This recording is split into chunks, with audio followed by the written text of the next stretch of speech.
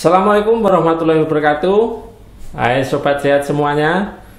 Kali ini bersama saya Om Bain akan menyampaikan obrolan tentang kesehatan bersama narasumber kita yang sudah tidak asing lagi. Beliau adalah Dr. Yasin, spesialis anestesi. Baik, yang pertama, beberapa waktu yang lalu di Rumah Sakit Umum Aisyah Ponorogo sudah kita buka klinik nyeri.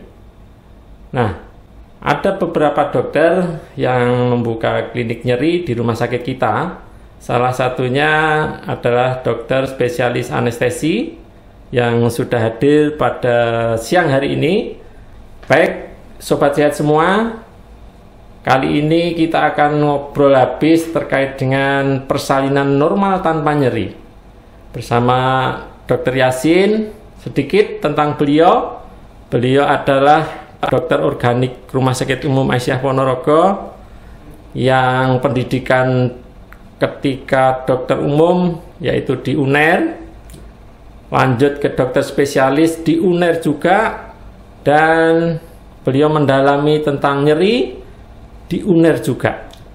Jadi beliau adalah Dr. Ahmad Yasin Hafid, spesialis anestesi, fellow interventional pain. Jadi beliau sebutannya spesialis anestesi FIP. Gitu ya, Pak Dokter? Ya. Baik, terkait tema kita pada siang hari ini yaitu persalinan normal tanpa nyeri. Ya. Nah, nanti akan dikupas habis oleh beliaunya. Jadi kita simak saja. Baik, Pak Dokter. Jadi persalinan normal itu ada banyak metode ya. Jadi ada metode yang ya mungkin bisa dikatakan biasa artinya manual. Ada juga sesuai dengan perkembangan zaman ada metode persalinan normal tanpa nyeri. Nah, ini ada beberapa persalinan normal. Kira-kira apa saja nih Pak Dokter persalinan normal yang tanpa nyeri itu yang seperti apa sih? Ya. Oke, terima kasih waktunya. Moga Pak Dokter. Jadi memang kita harus bersyukur karena saat ini sudah perkembangan dunia kedokteran maju sekali ya. Jadi kita di sini sudah buka layanan juga untuk bagi pasien yang menghendaki persalinan normal tapi tidak nyeri. Tidak nyeri. Yeah. Memang persalinan normal ini sebenarnya bagi ibu-ibu itu bagaikan impian ya. Karena bagaimanapun melahirkan secara normal itu lebih disukai. Gitu. Yeah. Memang ada beberapa kondisi yang tidak bisa menolak, kondisi alasan tertentu terpaksa harus operasi. Yeah. Nah, saat ini memang sudah ada teknik untuk mengatasi nyeri saat persalinan. Nah, nyeri saat persalinan itu ternyata banyak dampak negatifnya. Ya. Oh gitu ya. Oke, jadi pada waktu singkat pada saat itu selama proses persalinan itu bisa menguras tenaga ibu. Ketika mengejan ketika mengejan karena sudah mengatasi nyerinya hingga pada saat mau melahirkan bayi kadang tenaganya sudah habis. Ya. Atau jangka panjangnya dia bisa menimbulkan trauma tersendiri bagi kejiwaan ibu. Betul, akhirnya takut melahirkan gitu. Itu yang paling tidak enak kalau seperti itu. Yeah. Nah, saat ini kami di medis sudah punya beberapa teknik untuk atasi itu. Jadi di rumah sakit kita itu ada 3 teknik. Jadi ada ILA, ada ELA, ada PCA. PCA.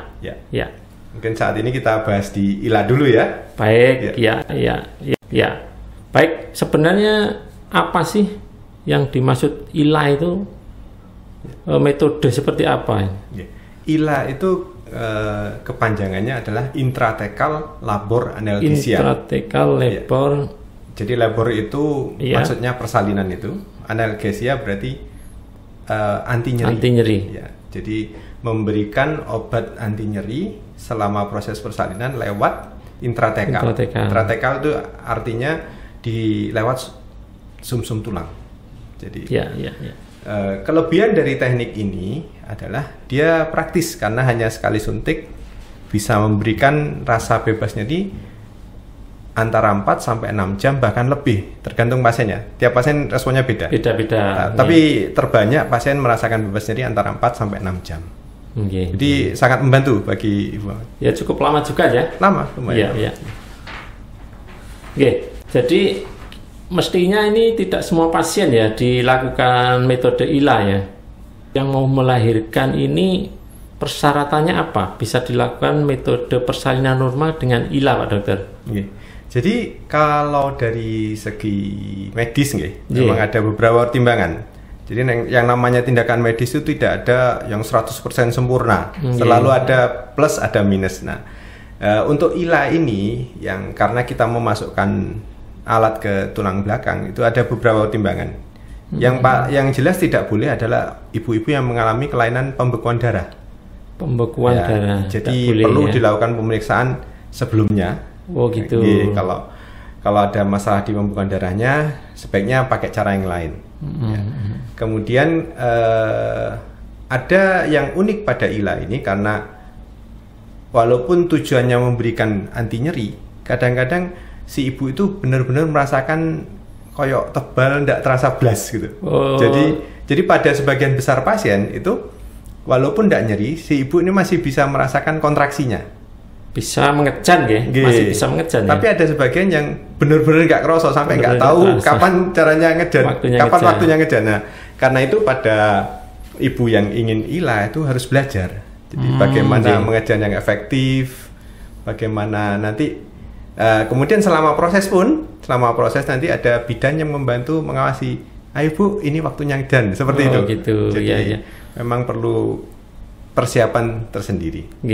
Tapi secara umum sebenarnya semua ibu hamil bisa dilakukan dengan metode ILA. Mungkin kalau tadi yang dikatakan Pak Dokter mengejannya hilang, rasanya berarti kemungkinan bisa molor Pak Dokter itu.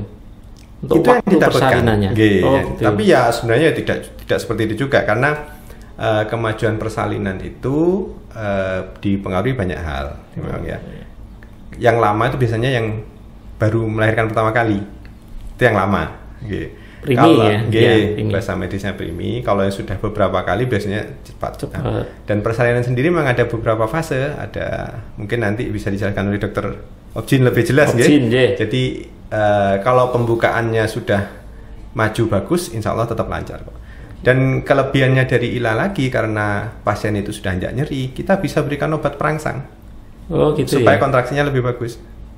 Kalau ada kondisi tanpa di ILA dikasihkan obat perangsang nyeri, tapi ini tidak. Nah, ini tidak. Walaupun dikasih obat perangsang, biasanya kan ibu-ibu itu kalau mau melahirkan paling takut memang diberi obat perangsang karena nyerinya hebat sekali.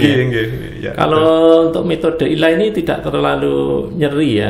Iya, karena yang kita blok nyerinya itu justru nyeri kontraksi itu. Jadi bagaimana caranya ibu tidak kesakitan saat kontraksi. Nah, karena itu waktu diberi obat perangsang tidak terasa juga. Oh gitu. Pak Dokter, metode ILA ini kan menyuntikkan obat anestesi ke intralabor tadi Jadi kira-kira ada enggak ini efek sampingnya bagi si ibu ini kalau dikasih itu? Jadi memang memberikan obat lewat intratekal istilahnya itu. Bila ibu ini mengalami kekurangan cairan, ya kadang-kadang kan nggak terasa ya, malas minum atau gimana, itu tensinya bisa turun. Oh gitu. Tapi ini itu nanti akan kita antisipasi. Jadi ibu-ibu yang mendapatkan layanan ILA itu akan kita perlakukan khusus. Jadi ada monitoring yang terus-menerus pada tensinya, nadinya, demikian. Tensi, tanda-tanda vitalnya Bila terjadi penurunan tensi, itu akan kita segera lakukan tindakan. Gitu. Sebelumnya ada persiapan memang. Jadi supaya itu tidak terjadi, biasanya kita lakukan ekstra cairan. Gitu. Selain itu ada beberapa efek samping dari obat anti nyeri yang dimasukkan. Ya, yang paling tidak enak itu antara lain mual, muntah, dan gatal. Efek sampingnya berarti tetap ada efek sampingnya. Jadi itu perlu disampaikan ke pasien. Kira-kira nanti plus minusnya seperti apa gitu Pak Dokter ya. Kemudian satu hal lagi yang supaya nggak salah paham. Kadang-kadang untuk penjahitan jalan lahir itu masih perlu ditambahi kalau pada ILA ini. Bedanya itu. Itu yang membedakan dengan teknik yang lain. Berarti untuk obat biusnya ditambahi gitu ya? Ada. Tapi memang tetap jadi favorit sebenarnya ILA ini karena praktis. Tidak ada nyeri gitu. Jadi mungkin ibu-ibu juga pengen tahu nih, kira-kira prosedurnya seperti apa Pak Dokter terkait dengan nanti persiapan dan lain sebagainya untuk dilakukan metode ILA ini. Yang jelas ya, ibu harus mengkomunikasikan dengan dokter objin yang bersangkutan, karena bagaimanapun yang paham tentang perkiraan bagaimana prognosenya istilahnya, itu beliau. Jadi bila memang menurut dokter objinnya itu aman, tidak ada masalah, bisa dilahirkan secara spontan, nanti bisa dikomunikasikan dengan tim yang merawat saat rawat inap. Oh iya. Jadi berarti melakukan metode ILA ini kerjasama ya, tim ya. Jadi ada dokter objin, dokter anestesi, kemudian tim bidannya sendiri. Perlu enggak itu perawat yang ada di ruang recovery itu kira-kira perlu enggak? Oh, kalau ini kita murni di ruang bersalin. Jadi melibatkan. Jadi memang plus minus lah ya, tapi kelebihannya banyak. Jadi salah satunya lagi bisa ditunggui oleh suami kalau menghendaki. Oh gitu. Bisa juga. Ya enak juga kalau tunggui suami. Tapi kadang malah macet kalau ditunggui suami. Baik Pak Dokter, berarti ini tim ya, tetap tim yang ada di belakang layar ini dokter anestesi ya. Karena yang melakukan tindakan untuk anti nyeri adalah dokter anestesi. Kira-kira Pak Dokter, nanti ada enggak ini efek samping untuk ibu dan bayinya? Karena obat anestesi ini. Kalau pada ibu tadi yang terburuk yang saya sampaikan tadi, kemudian untuk bayi itu sangat minimal. Kenapa? Karena dosis obat yang kita berikan lewat intratekal itu jauh lebih kecil dibandingkan obat yang intravena lewat pembuluh darah. Jadi kalau menurut teori obat yang bisa nyampe ke bayi itu terutama obat yang dimasukkan lewat infus atau intravena. Sedangkan dosis yang intratekal itu sangat kecil, mungkin hanya 1/100 dosis yang intravena. Jadi sangat aman. Malah jauh lebih aman dibandingkan yang intravena. Oh gitu ya. Jadi teknik ini sangat aman. Jadi tidak usah takut ya ibu-ibu untuk melakukan atau menyetujui metode ILA ini karena minim sekali ya. Minim sekali efek sampingnya. Jadi kalau di negara maju sudah jadi bagian dari program bahwa ibu melahirkan tidak boleh nyeri. Salah satu tekniknya ini. Kenapa? Karena dengan tidak nyeri dia bisa bergerak lebih awal, bisa lebih aktif, dan bagi bayi justru bagus karena bisa segera menyusui dini. Oh gitu, ya. Jadi Pak Dokter, ini terakhir kan dikasih obat anti nyeri ya.